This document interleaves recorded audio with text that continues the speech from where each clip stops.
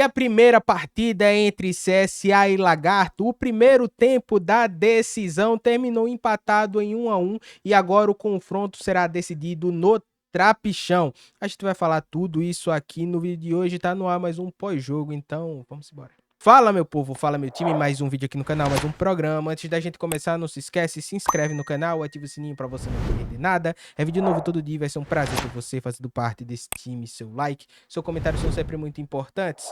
Tamo junto, a gente vai fazer aqui uma análise completa, tá meu povo? E o que foi esse primeiro confronto entre CSA e Lagarto? Dois tempos distintos em que Moacir Júnior ele surpreendeu todo mundo. Quando a gente colocava ali entre os possíveis, né, titulares, sempre se colocava o Matheus Melo. E o Moacir Júnior ele surpreende, ele coloca o Matheus Melo pro banco e coloca o Fabrício Bigode para sair de primeira. Ele tem ali o Lucas Lima como centroavante, o retorno do Dudu Figueiredo, o retorno dos titulares, o retorno ali do Caio Willa que estava suspenso, só que o Matheus ficou no banco. E deu certa a estratégia, tá? O CSA logo no início do jogo já abre o placar, o que torna a situação muito mais fácil, porque os donos da casa, eles teriam a obrigação de ir para cima. Mas o primeiro tempo o CSA decidiu ligar o modo segurança. E eu não falo que o CSA ficou todo atrás esperando. Eu falo o modo segurança o CSA tinha ali as ações do jogo, mas não era incisivo o suficiente para fazer o segundo, o terceiro, como ele geralmente é, pelo menos quando joga aqui no estádio Rei Pelé. Mas o CSA é um dos melhores visitantes da competição, tá? Com esse gol de hoje, são 18 gols marcados fora de casa. Então, todo adversário sabe que enfrentar o CSA, seja no trapichão ou fora, é muito difícil. Aqui o CSA faz um excelente primeiro tempo, pelo menos no ponto de vista de resultado, sai com o resultado ao seu favor e sem tomar sustos, né? Tendo ali o controle da partida. Veio a segunda etapa e as coisas se inverteram. E pior, enquanto o CSA foi o time que teve o controle de jogo no primeiro tempo e não foi para matar a partida, o Lagarto ele buscou o gol a todo momento. Antes de fazer o gol de empate e depois o Lagarto continuou tentando ali a virada, mas agora com o CSA tendo que sair mais para o jogo, tá? O CSA aceitou muito a equipe do Lagarto, que com as mudanças cresceu cada vez mais. Aqui eu não tenho como não pontuar as mudanças do técnico Moacir Júnior. Ele acerta ao colocar os titulares da maneira que ele colocou. Lucas Lima, por mais que ele não seja um jogador que finalize tanto, mas é um jogador que briga muito com o zagueiro, chama muito a atenção do zagueiro, então abre espaço para outros atletas, como o Rian Santana, que teve oportunidades ali da primeira etapa, inclusive de fazer o seu golzinho, mas não fez uma boa partida o Rian no jogo de hoje. Você tira o Lucas Lima, você acaba tirando essa característica e botando um jogador muito mais móvel, que é o Matheus Melo, que também teve a possibilidade de fazer o seu gol ali na segunda etapa. O goleiro do Lagarto faz uma baita de uma defesa. A gente vai mostrar todos esses lances aqui. Mas eu acho que o principal erro talvez não tenha sido de quem saiu, mas a entrada do Everton Heleno é que foi errada. Tá? É um jogador que tá vindo agora, é um jogador que teve pouco tempo de treinamento, talvez entrosamento, senti a parte física dele bem abaixo, um jogador bem pesado, tá? Então, isso daí acabou prejudicando o funcionamento da equipe como um todo. O Matheus Melo teve a oportunidade ali de fazer o gol, deixou o Rian Santana em situações de 1 contra 1 que ele poderia ter ido para cima, mas o Rian acabou não dominando. E você tirar o Dudu e colocar o Fabrício e deixar o Fabrício Bigode ali pelos lados, faz sentido do ponto de vista defensivo, mas ofensivamente o Bigode ele não funcionou. E aí, quando ele coloca o Ronaldo ali, o CSA começa a sair mais. Inclusive, ele coloca o Ronaldo, o CSA toma um gol, mas aí não tem uma correlação entre as duas coisas, né? O CSA começa a sair mais pro jogo com a entrada do Ronaldo no segundo tempo. Inclusive, eu acho que foi o grande acerto, talvez, das mudanças que ele fez na segunda etapa. Mas eu não gostei da entrada do Everton Heleno, não pelo jogador em si, mas ele entrou muito mal. Teve duas chances, inclusive, de colocar o CSA à frente do placar e não marcou. Então, além de não tá ajudando defensivamente, ofensivamente também foi um jogador que não funcionou. E aí o Lagarto acaba empatando o jogo, fez uma baita de uma segunda etapa, né? Fez jus ao que foi a partida, um tempo para cada um, você acaba tendo o placar empatado como justiça. Para o CSA foi um placar ruim, o empate.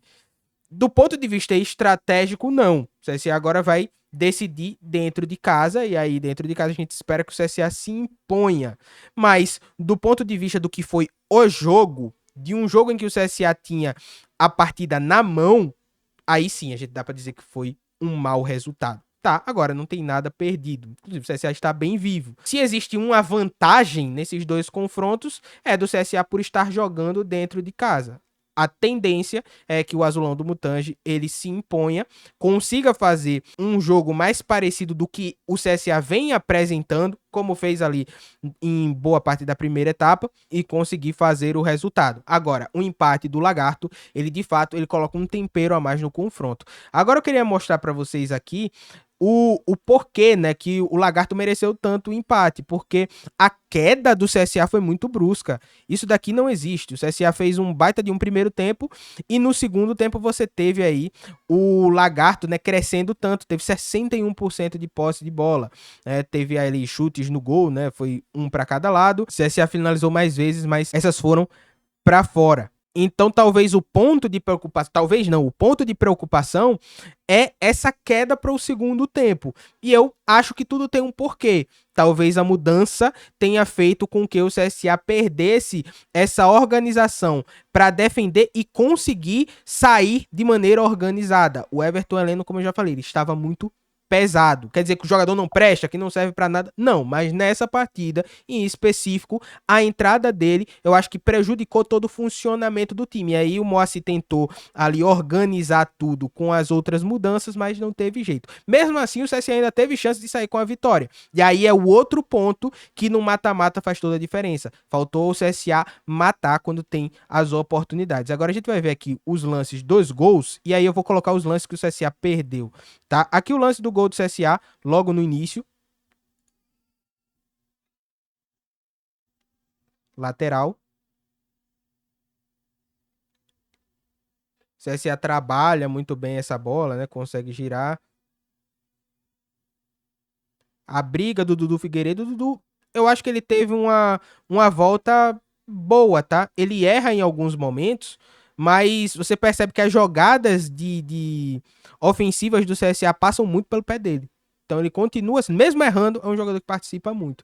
E aí acaba saindo o gol do CSA, tá? Gol de cabeça do Guilherme Camacho. Fez um baita de um primeiro tempo, mas assim como o restante do time, o segundo foi. Todo mundo baixou ali o desempenho. E aqui o gol do Lagarto, que a gente pega do início e você vê a dominância dos donos da casa, porque o CSA não consegue tomar a bola deles. Essas travadas, tá? É do próprio YouTube, tá? Não é a mandada da gente, não. Aí você percebe que tem troca de passe, tem ultrapassagem, tem organização. Foi um time que dominou realmente. O CSA foi engolido no segundo tempo. E é isso que preocupa. Aí o CSA tenta roubar, consegue roubar a bola e o que é que acontece depois? O CSA se livra dela. Esse é o problema. Isso daí foi o segundo tempo inteiro. E aí, oriundo disso, saiu o gol deles, né? O Iago ainda fez uma defesa ali e o braço do rapaz tá na frente, mas ele consegue chutar no cantinho e faz o gol. Tá? Então, assim, é para vocês verem. Eu deixei desde o início justamente para isso. Para vocês verem que o Lagarto ele tinha o domínio no segundo tempo. O CSA conseguia roubar essa bola, mas não conseguia transformar isso em lance de perigo, em contra-ataque. Nessa transição do CSA no segundo tempo ela não aconteceu. Resultado, o CSA pegava a bola e se livrava dela. E num desses lances acaba surgindo o gol do Lagarto. Infelizmente, foi assim que aconteceu. O lance talvez mais perigoso do CSA na segunda etapa tenha sido esse. O ataque do Matheus Melo na última linha, a gente falou disso no pré-jogo, e aí o goleiro faz uma baita de uma defesa, né? Ele até foi um pouco desequilibrado ali pela disputa, né, com o zagueirão, mas isso não tira o mérito do goleiro. Mérito, né? Mérito do goleiro que faz uma baita de uma defesa. Goleiro acaba classificando, tá? Então quando tem essas chances aí, você não pode perder. Agora o lance, né, do Ronaldo Mendes. O CSA já com outra postura, depois tomou o gol, mas o Ronaldo Mendes ele chuta, entrou bem o Ronaldo, sobra pro Everton Heleno, que acaba chutando para fora. não sei, talvez o gramado tenha atrapalhado, né? Esse kick, a bola acabou vindo um pouco mais para trás, né? Para ele ajeitar o corpo, chutar realmente é complicado, mas enfim, é um gol que você não se pode perder, que você não pode perder. Agora o outro lance sai, o Everton ele poderia ter consagrado o Ronaldo e o Gustavo que entraram no segundo tempo, né? E aqui a gente tem que também valorizar a personalidade do menino, tá? Entra numa situação que é de fato complicada, tá? O CSA estava vencendo no primeiro tempo, no segundo deixa empatar e nesse momento em que precisa, né, voltar para fazer o gol, o Gustavo ele pede a bola no lateral, ele pede essa bola e a base dele foi como lateral esquerdo. Ele é lateral esquerdo de origem. Então, essa jogada de fazer o arco, né, e achar o atacante ali nas melhores condições, para ele não é novidade. Mas aqui é a personalidade dele, no momento difícil, falar: não, dá a bola em mim que eu resolvo. E ele resolveu. Ele pede a bola, ajeita, olha para a área, quebra o pescoço, olha para a área e cruza na cabeça do Everton Leno, que acaba fazendo isso daí. Cabeceou mal, sozinho. Então, foi um CSA que, mesmo tendo um segundo tempo apagadíssimo, ainda teve 2 oportunidades de conseguir passar à frente. Então, são 3 pontos de alerta que aí o Moacir ele vai trabalhar para o jogo de volta no próximo sábado. Uma é trabalhar essa questão da finalização. O CSA teve a oportunidade de matar o jogo, precisa fazer, tá? Talvez o Lagarto não dê tantas oportunidades no jogo que vem. Talvez eles queiram segurar para tentar ir para os pênaltis. É uma coisa que pode acontecer. Então, quando você tem a oportunidade, você deve utilizar dela. Jogando em casa, o Lagarto foi para cima. Aqui no Trapichão, talvez isso não aconteça, tá? A outra coisa é essa queda de postura do primeiro para o segundo tempo.